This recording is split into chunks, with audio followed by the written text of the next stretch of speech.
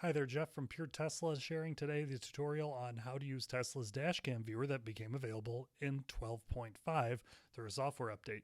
Now, in the release notes, you'll just see that the Dashcam viewer is available. You can view all 4 streams at once on your center console screen, which is a huge update and something that people have been asking for a long time. It gives you kind of a quick primer in the release notes, but I'm going to take you through each section step by step. Let's go. Okay, get out of your release notes and get out of the control screen.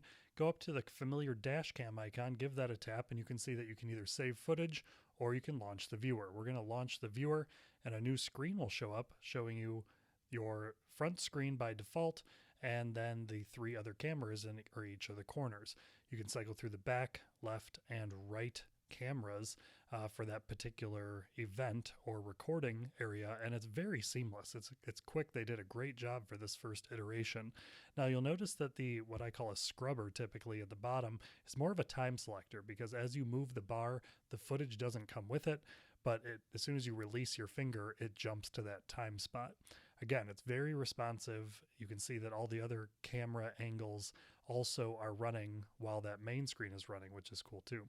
The menu icon at the top left takes you to a menu that shows you either all of your Sentry and Dashcam footage in chronological order, which allows you to easily tap on that event and again cycle through each of the camera angles. Makes it very easy to find what you're looking for. And if you find something that doesn't have anything of value, you can tap the trash can icon and then tap delete, which will delete all the footage permanently. You'll notice that there's all, Sentry, and Dashcam as menu items. Please note that Dashcam doesn't mean the 1 hour of recent clips footage that you're normally accustomed to seeing if you were to load the USB on your computer. It is truly just the saved Dashcam footage. So when you tap the little Dashcam icon and it saves that last 10 minutes of footage, that is what will show up in that Dashcam section. It's not the most recent hour of footage if you didn't save it in the car while you were driving. But just like everything else, very simple to be able to work through.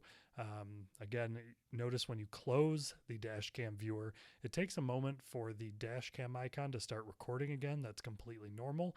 Also notice that the Sentry mode icon has changed. That was due to a licensing rights issue with HAL 9000. So that's just been slightly updated. So if you notice that changed, that's normal too. The saved clips, it gives you a little bit of an alert now when it's saving footage, which is nice to let you know that it's done its job appropriately. So that's kind of a quick primer on the Dashcam viewer in the Tesla center screen with version 2020.12.5. I'm sure it'll continue to improve, and as it does, we'll certainly update you from there. You can find more information at puretesla.com/help. Certainly reach out to us if you have any questions.